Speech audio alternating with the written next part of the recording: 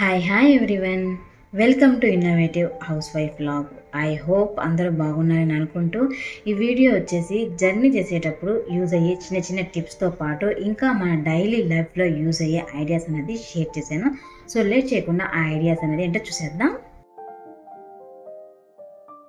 First tip వచ్చేసి ఫ్రూట్ని cut చేసే idea అనమాట. అంటే మనం జర్నీ చేసేటప్పుడు యాపిల్ అలాంటి వాటిని తీసుకెళ్ళినప్పుడు యాపిల్ని కట్ చేయాలి అంటే చాక్ అయితే కావాలి కదా. అలాగా అంటే జర్నీలో చాకుని క్యారీ చేయాల్సిన అవసరం లేకుండానే సేఫ్టీ పిన్తోనే ఈ యాపిల్ని చక్కగా మనం కట్ చేసుకోవచ్చు. అంటే ఇలాగా పెద్దగా ఉన్న సేఫ్టీ పిన్తో ఒకసారి గుచ్చేసి మనం ఇలా లాగినట్లుగా చేసామనుకోండి, ఆ యాపిల్ అంతవరకు కట్ అయిపోతుంది. ఇలా మనకి కావాల్సినంత సైజులో ఈ యాపిల్ని చక్కగా ముక్కల్లాగా కట్ చేసుకోవచ్చు. చూడండి, మనకి కావాల్సిన సైజులో చక్కగా ముక్కల్లాగా కట్ అయిపోయినాయి. ఇలా చేయడం వల్ల మనం చాకుని క్యారీ చేయకుండా ఎలానో సేఫ్టీ పిన్ అలాంటి వాటిని క్యారీ చేస్తాం కదా, అంటే కొంచెం శుభ్రంగా ఉన్నది చూసుకోవాలన్నమాట. తర్వాత టిప్ వచ్చేసి దానిమ్మకాయని కట్ చేసే ఐడియా అనమాట. ముందుగా ఈ దానిమ్మకాయ పైన తొడంలాగా ఉంటుంది కదా, ఆ పై పార్ట్ను కట్ చేసిన తర్వాత ఇంకా లోపలికి కూడా కొంచెం గాడిలాగా చేసుకోవాలి. ఎందుకంటే మనకి క్లియర్గా కనిపించాలన్నమాట. పైన అంటే తొనల్లాగా ఉంటుంది పక్క సైడ్న, అది క్లియర్గా ఉండటం కోసము లోపలికి కూడా కట్ చేసుకున్న తర్వాత ఇంకా సైడ్లో కూడా కొంచెం పైన ఉన్న తోలు అన్నది ఇలా చాకుతో కొంచెం కొంచెంగా తీసుకున్నాం అనుకోండి, క్లియర్గా ఉంటుంది. ఆ తర్వాత సైడ్లో నుంచి మనం ఇలా కొంచెం చిన్న గాడిలాగా పెట్టుకుంటే తోలు వరకు కట్ అయిపోతుంది అనమాట. ఇలాగ దానిమ్మకాయ రౌండ్గా కట్ చేసుకున్న తర్వాత ఇప్పుడు మనం మధ్యలోకి పెట్టేసి ఇలాగ ఓపెన్ చేసుకున్నట్టుగా చేసామనుకోండి, చక్కగా ఆ దానిమ్మకాయ అనేది ఇలా ఓపెన్ అయిపోతుంది. అంటే ఇలాగా మనం కట్ చేసుకోవడం వల్ల దానిమ్మకాయ లోపల ఉన్న గింజలు ఒక్కటి కూడా చిదిమకుండా చక్కగా గింజలాగా ఉంటుందన్నమాట. తప్పకుండా ట్రై చేయండి. ఇలా చేయటం వల్ల దానిమ్మకాయని చక్కగా ఒలవటానికి కూడా మనకి ఈజీగా అవుతుంది, త్వరగా కూడా ఒలుచుకోవచ్చు. తర్వాత టిప్ వచ్చేసి రవ్వను జల్లించడానికి రవ్వ జల్లెడ అయితే సపరేట్గా ఉంటుంది కదా, కొంచెం వెడల్పు ఎక్కువగా ఉన్నట్లుగా ఉంటుంది కదా. ఆ జల్లెడ లేకపోయినట్లయితే జ్యూస్ వడపోతే స్టైనర్ ఉంటుంది కదా, దీనికి కూడా సేమ్ రవ్వ జల్లెడకి ఎలా అయితే గ్యాప్ ఉంటుందో అలానే ఉంటుందన్నమాట. అందుకోసం మనం ఈ జ్యూస్ వడపోతే దాంతో కూడా చక్కగా రవ్వని ఇలా జల్లించుకోవచ్చు.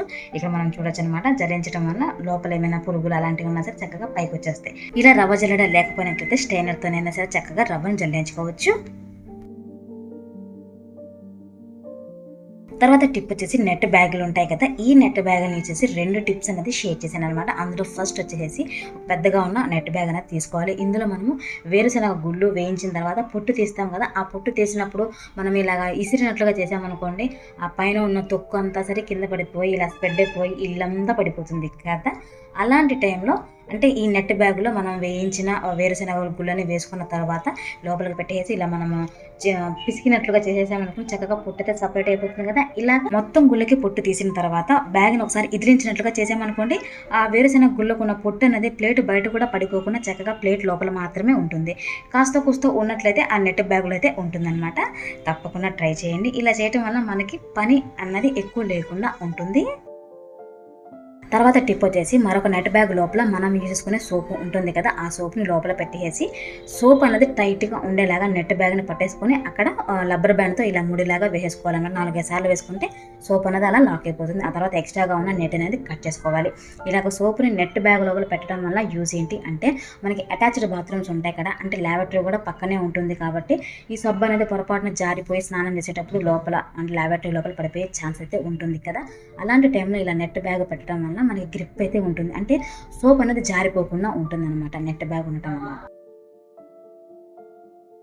తర్వాత టిప్ వచ్చేసి టమాటాలను కట్ చేయడానికి ప్లెయిన్గా ఉన్న చాకుతో కట్ చేస్తే మా టమాటాలు అనేది సరిగ్గా కట్ అవ్వకుండా ఉంటాయి. కాబట్టి ఇలా గరుకుగా ఉన్న చాకుతో కట్ చేసామనుకోండి, టమాటాలు అన్నింటినీ ఒకేసారి కట్ చేసుకోవచ్చు, అంటే త్వరగా కట్ చేసుకోవచ్చు అనమాట. ఇలా చేయటం వలన ఈ టమాటా ముక్కలు అన్నింటినీ కూడా ఒకే సైజులో కూడా కట్ చేసుకోవడానికి ఈజీగా ఉంటుంది. మనం ఇక్కడ చూడొచ్చు, ఇలా ముక్కలు అన్నింటినీ ఒకే సైజులో ఉన్నాయి కాబట్టి వీటితో మనం కర్రీ చేసామనుకోండి చూడటానికి నీట్గా ఉంటుంది. అలానే ముక్కలన్నీ ఒకే సైజులో ఉన్నాయి కాబట్టి కూర కూడా త్వరగా ఉడికిపోతుంది. తప్పకుండా ట్రై చేయండి. ఆ తర్వాత టిప్ కోసం ఖాళీ డ్రింక్ బాటిల్ని తీసుకోవాలి. ఈ డ్రింక్ బాటిల్ కింద డిజైన్ లాగా ఉంటుంది కదా, ఆ పార్ట్ అయితే మనకు అవసరం లేదు. కాబట్టి ఆ పార్ట్ వరకు ఇలాగ రౌండ్గా గుర్తుపెట్టుకొని అక్కడి నుంచి 1 ఇంచు వెడల్పు ఉండేటట్లుగా కూడా ఈ బాటిల్ని రౌండ్గా గుర్తుపెట్టుకోవాలి. అంటే ఈ బాటిల్ని మనం 1 ఇంచు వెడల్పు ఉండేటట్లుగా రౌండ్గా కూడా ఉండేటట్లుగా కూడా చూసుకొని ఇలాగ కట్ చేసుకోవాలి. ఇలానే మిగిలిన బాటిల్ ఉంది కదా, దాన్ని కూడా 1 ఇంచు వెడల్పునేటట్లుగా మనకి కావాల్సినన్ని ఈ బాటిల్ని ఇలా రౌండ్గా గుర్తుపెట్టేసుకొని కట్ చేసుకోవాలి. ఇలా కట్ చేసుకున్న తర్వాత ఇప్పుడు ఏదైనా ఒక హ్యాంగర్ అనేది తీసుకోవాలి. ఈ హ్యాంగర్ అనే కాకుండా చిన్నగా ఉన్న హ్యాంగర్ అయినా సరే తీసుకోవచ్చు. ఇలా తీసుకున్న హ్యాంగర్కి సరిపోయేటట్లుగా మనం కట్ చేసుకున్న ఈ వాటర్ బాటిల్ రౌండ్స్ని ఇలా సెట్ చేసుకోవాలి. సెట్ చేసిన తర్వాత వీటిని ఏదైనా దారంతో కానీ లేదా తాడుతో కానీ చక్కగా ఈ హ్యాంగర్కి ఇలాగా ముడన్నది వేసేసుకున్నాం అనుకోండి, ఆ బాటిల్ అలా లాక్ అయిపోతుంది అనమాట. ఇలా బాటిల్స్ని హ్యాంగర్కి ముడి వేసుకున్న తర్వాత చూసుకున్నట్లయితే చాలా సింపుల్గా మన ఆర్గనైజర్ రెడీ అయిపోతుంది. దీన్ని ఇలా మేకకు తగిలించుకొని ఒక్కొక్క రౌండ్గా ఉన్న బాటిల్స్ ఉన్నాయి కదా, అందులో ఒక్కొక్క చున్నీని కానీ స్టోల్ని కానీ స్కార్ఫ్ వేటినైనా సరే చక్కగా ఇందులో పెట్టి ఆర్గనైజ్ చేసుకోవచ్చు. ఇలా చేయటం వల్ల ఒక్కదానికే మనం ఈ చున్నీలన్నింటినీ కూడా హ్యాంగ్ చేసుకున్నాం కదా, ఇంకా మిగిలిన మేకలు ఉన్నాయి కదా వాటికి షర్ట్లు ప్యాంట్లు చక్కగా తగిలించుకోవచ్చు. ఇలా చేయటం వల్ల స్పేస్ అయితే డెఫినెట్గా మనకి సేవ్ అవుతుంది. అలానే మనకి కావాల్సిన చున్నీని తీయడానికి కూడా ఈజీగా ఉంటుంది. తప్పకుండా ట్రై చేయండి. తర్వాత టిప్ కోసం నిమ్మకాయలు కట్ చేసుకున్న తర్వాత ఆ రసం పిండడానికి నిమ్మకాయలు పిండే స్క్వీజర్ లేకపోతే మనకి చిల్లులు గంట ఉంటుంది కదా, అంటే కొంచెం చిన్నగా ఉన్న చిల్లులు గంట లాంటి దాన్ని తీసుకొని దాని మీద ఈ నిమ్మకాయని పెట్టేసి ఇలా పిండామనుకోండి, ఆ నిమ్మకాయ రసం మాత్రమే కింద దిగుతుంది అనమాట. విత్తనాలు అయితే దిగకుండా ఉంటుంది. ఇక్కడ నేను 2 నిమ్మకాయలు పూర్తిగా పిండేసిన తర్వాత చూసుకుంటే ఒక్క గింజ కూడా కింద దిగలేదు. అంటే మనం ఆల్టర్నేటివ్గా కూడా యూజ్ చేసుకోవచ్చు. ఇలాగ టైంకి అలాంటి స్క్వీజర్ లేకపోయినట్లయితే ఇలా చిల్లులు గంటని కూడా చక్కగా యూజ్ చేసుకోవచ్చు.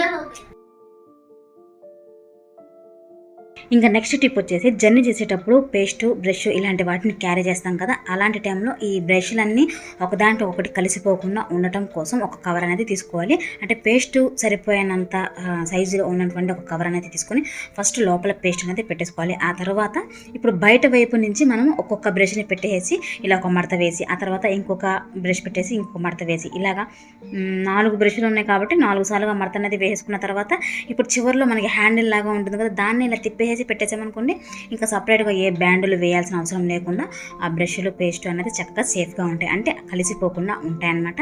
తప్పకుండా ట్రై చేయండి. ఇంకా తర్వాత టిప్ వచ్చేసి మ్యాట్ తడిగా ఉన్న అంటే పొరపాటున వాటర్ అనేది పడిపోయినాయి అనుకోండి, లేకపోతే ఒక్కొక్కసారి ముంజు వాసనలాగా వస్తూ ఉంటుంది కదా, అలాంటి టైంలో ఈ మ్యాట్ పైన మనం యూజ్ చేసుకునే పౌడర్ ఏ పౌడర్ అయినా సరే కొద్దిగా వరకు అంటే మ్యాట్ మొత్తానికి కూడా సరిపోయినంత వరకు ఇలా చల్లేసి పాత బ్రష్తో మ్యాట్ మొత్తానికి ఇలా చేసామనుకోండి, పౌడర్ తడిని అనేది పీల్ తీసుకుని డ్రైగా ఉంచుతుంది. ఇలాగ పౌడర్ వేయటం వల్ల మ్యాట్ కొంచెం మంచి స్మెల్ కూడా వస్తూ ఉంటుంది. తప్పకుండా ట్రై చేయండి. ఎప్పుడైనా పొరపాటున వాటర్ పడినట్లయితే, ఎప్పుడు ఇలానే కాదు, పొరపాటున వాటర్ పడినప్పుడు మాత్రమేనమాట.